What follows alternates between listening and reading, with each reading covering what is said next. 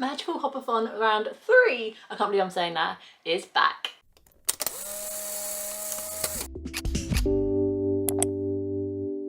Hi guys, welcome back to my channel and welcome if you're new. I hope you're all doing well. If you don't know who I am and you don't know what the Magical Hopathon is, then you're in for a treat. Hi, I'm Rachel. I make bookish videos on the internet and I started in 2021 hosting the Magical Hopathon, which was a readathon that I created, all surrounding the idea of the Disney parks and resorts, because it was Disney World's 50th anniversary and I couldn't not celebrate it due to COVID not being able to get there. So I created this readathon where I merged my two massive passions, Disney and reading, and everyone seemed to love it. So I came back in 2022 with round 2, where I celebrated Disneyland Paris's 30th anniversary, which I very gratefully and yes, amazingly managed to go to, which was absolutely epic. So I actually managed to celebrate the 30th in Disneyland Paris in 2022. And now it is 2023 and the Walt Disney Company are celebrating their 100th year since it got created by Walt and Roy Disney. So that's what this round is all about. Without further ado, let's hop into it.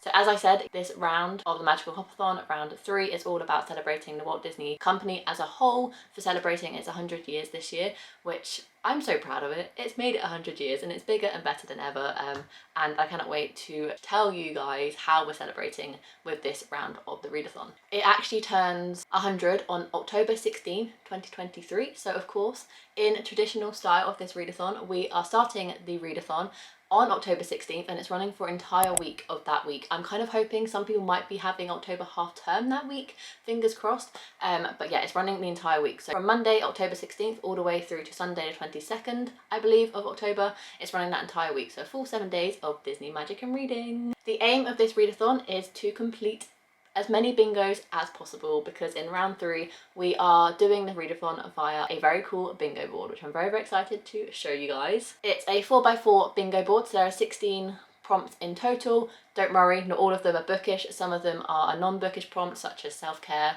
sharing a TBR, etc. To successfully complete the readathon, all you have to do is complete one bingo across the entire week. I'll show you in a minute, but the easiest route to complete this is by completing row 2, where you'd only need to read one book. And I'll explain why. Here are the rules. You can double up on 2 prompts. So any 2 prompts within the same row or column you can double up on. You can't double up on prompts that aren't in the same row or column, just to make it easier. So therefore row 2 is the easiest bingo to complete, because you'd only need to read one book if you can double up on both those prompts. And once again, you cannot double up on a prompt from a different row and column. The only bingos that will count are from rows and columns, no diagonals at all, please and thank you. And there are, as you can see, some bonus prompts at the bottom of the bingo card. These are completely optional, you do not have to complete them.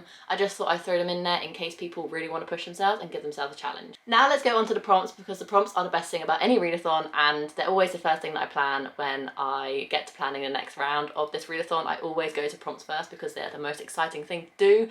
Like I said, the Magical Hopathon round 3 is all about celebrating the 100 years of the Walt Disney Company. It's called the Disney Decades Bingo Board, if you couldn't tell, and I'm so excited to share with you the prompts. Disney has done and accomplished so much within the 100 years of its starting, so it was really hard to narrow down the prompts and the decades, but basically the concept of this bingo board is each square represents a decade of the company, and the biggest thing Disney accomplished within that decade is represented as a prompt. It'll make more sense if I go into the prompts. So yay, starting off with the 1920s, when Walt and Roy started the Walt Disney Company. The prompt is to read a book with a strong family dynamic. This company started as a brother duo with Walt and Roy, starting it all from the ground up. So I want you guys to read a book with a really strong family dynamic. The 1930s was a massive milestone for just film in general, not only for the Walt Disney Company. They released the first ever full-length live animation in Snow White and the Seven Dwarfs, and that won an Academy Award in a very special way. The award is a one of a kind. It is the Seven Dwarfs in a golden statue. I'll put a picture on screen. So for this prompt, you'll need to read a book that has won an award. Heading into the 1940s, this was sadly when Walt Disney voiced Mickey Mouse for the final time. If you didn't know, the original voice of Mickey Mouse is Walt Disney himself. However, he actually got lung cancer due to smoking, and therefore he started to lose his voice in the 1940s and passed away, I think, a couple decades later. So he stopped voicing Walt Disney in the 1940s. So for this prompt, you'll need to listen to an audiobook. Now, really excitingly, in the 1950s, Disneyland in California opened for the first ever time, the first ever Disney theme park across the world. So for that, you'll need to read a book by a debut author. The 1960s, once again, Disney made history by releasing the first ever sound animatronic attraction in Disneyland, California. So therefore, you'll need to read a book that you can't stop thinking about, because that song, still to this day, once you hear it once, you cannot get it out of your head. In the tiki tiki tiki tiki tiki room, in the tiki tiki tiki tiki tiki room. So read a book you cannot stop thinking about, because now that song is going to be in my head all day. Going on to the 1970s, my favourite park, Walt Disney World, opened in 1971, and it was so anticipated after the success of Disneyland in California, so to read a book that is an anticipated release for you. In the 80s, Disney Channel launched for the first ever time, so you need to read a children's or YA book, because Disney Channel is obviously targeted towards the younger audience. In the 90s, my second favourite park opened for the first ever time, Disneyland Paris, and so for that we'll need to read a book set in a different country, because obviously Disneyland Paris is set in a different country to America, as per the other two theme parks. In the 2000s, Disney and Pixar merged together to create Disney Pixar, and for that you'll need to read a book with an illustrated cover, because Pixar is all about the animations. In the 2010s, Disney opened Aulani in Hawaii for the first ever time, Disney's first ever resort outside the parks, so therefore you need to read a book that you'll take to the beach, because it's obviously right by the beach and it looks absolutely epic, and it's one of my dreams to get there one day, fingers crossed. And finally, in the 2020s, the Walt Disney World Company turns 100, so for that prompt you'll need to read a TBR vet, because the company's been around for ages and you'll need to read a book that's been on your TBR for ages.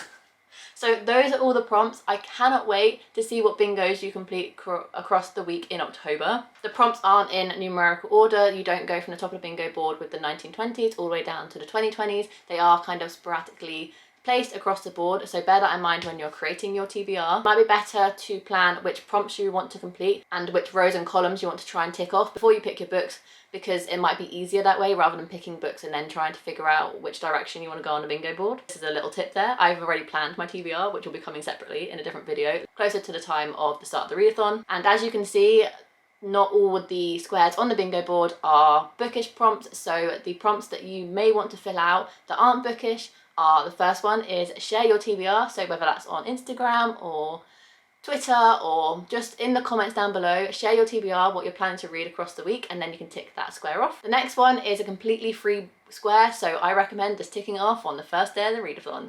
Everyone can complete that one. Next one, I couldn't not include to watch a Disney film. I love Disney films, they are such a comfort for me, so I cannot wait during the week of the readathon to curl up and watch one of my favourite Disney films, and then I can tick off that prompt.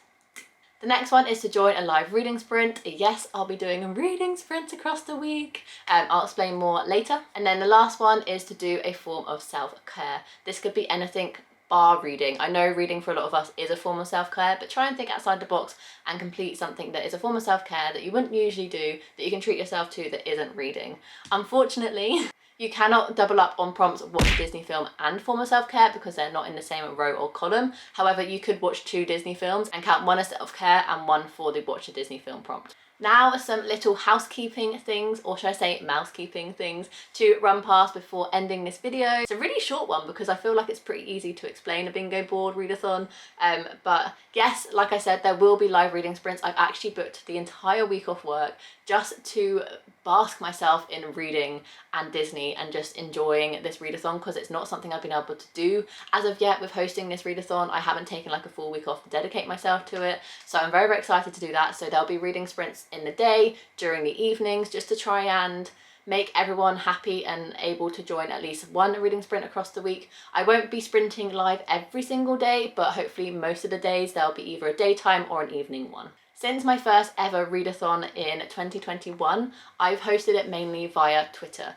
However, I'm not a massive fan of Twitter anymore, and with it being a bingo board based readathon, it makes sense to have an Instagram, so I've created an Instagram. It's at Magical Hopathon, very simple. I'll link it down below and it's on screen now for you guys, but make sure you follow me on there, because that's where I'll have all the Instagram templates where you can tick off your bingo boards, put book covers across your bingo boards, and just really have fun. And I'll do a lot of things during the week and leading up to the readathon on that Instagram page, to make sure you follow so you don't miss any of the fun and exciting things happening. Yeah, woo! I'm really, really excited to have an Instagram page, if you couldn't tell. And thank you to everyone who has already followed that page. I really, really do appreciate it, and I cannot wait to read during the week with you guys. If you do post anything on Instagram during the week of the readathon, make sure you tag Magical Hopathon and hashtag it as well, so I can make sure I can see it and see what you guys are up to, because I'd love to know. Also, I will be vlogging the entire week. I don't know whether it's going to be daily vlogs yet, or whether it's going to be like day 1 and day 2, day 3 and day 4, day 5 and day 6, etc. I'm not too sure, but I'll definitely be daily vlogging. I'm just not sure how I'm going to upload it yet, but I will be documenting my entire experience. So I'm very, very excited to do that as well. It's going to be a chaotic week hosting reading threads, reading a lot of books. I have a big ambitious TBR that I cannot wait to share with you guys, and yeah, just doing it all. It's going to be chaotic, but I cannot wait. There will be a separate video going up closer to the time with my entire TBR. I may or may not be planning to read 8 books in 7 days. So if you want to see my really, really ambitious TBR, make sure you subscribe so you don't miss that, which will be coming out, I think, a week before the readathon starts. And I think that's everything that you need to know about Magical Hopathon round 3. I'm so, so excited. It's a very simple, chilled back readathon, and it really just depends on your mood, your plans, and what you want to get out of this readathon to how easy or complex it can be. I'm obviously aiming to read a lot because I'm off the entire week, but if you're really busy that week, like I said, the easiest route to take is that row 2, where you can double up on the 2 prompts that are part of that row and just read 1 book and take part in a really easy kind of minimal way. I appreciate everyone's contributions and participation in this readathon, so however you want to complete this readathon is completely up to you, and I cannot wait to just join in with you all and read and just share the Disney magic to celebrate Walt Disney's 100th anniversary, because I'm very, very, very excited. If you do have any further questions I haven't covered in this video, make sure you can leave them down below, or you can message me on my brand new Instagram page, Magical Hopathon, and I'll be sure to do my best to reply to them all. But if there's any questions, leave them down below and I'll get back to you. But you can just read whatever you want, mangas, audiobooks, graphic novels, whatever, magazines, I don't care. Just have fun with this readathon, let's spread some magic, and let's celebrate the Walt Disney Company's 100th anniversary. I'm so excited. If you're excited for this readathon as much as me, leave some Disney inspired emojis down below. I think I might be premiering this video, so you can leave them in the sidebar as well. I'd much appreciate it. If you enjoyed this video, make sure you give it a massive thumbs up and subscribe down below to see future content from me. I usually do monthly TBRs, monthly wrap-ups, weekly reading vlogs, and I host the incredible, if I do say so myself, Magical Hopathon round 4. May or may not be coming, who knows. I cannot wait to host it if it does. And I will see you in my next video. Bye guys.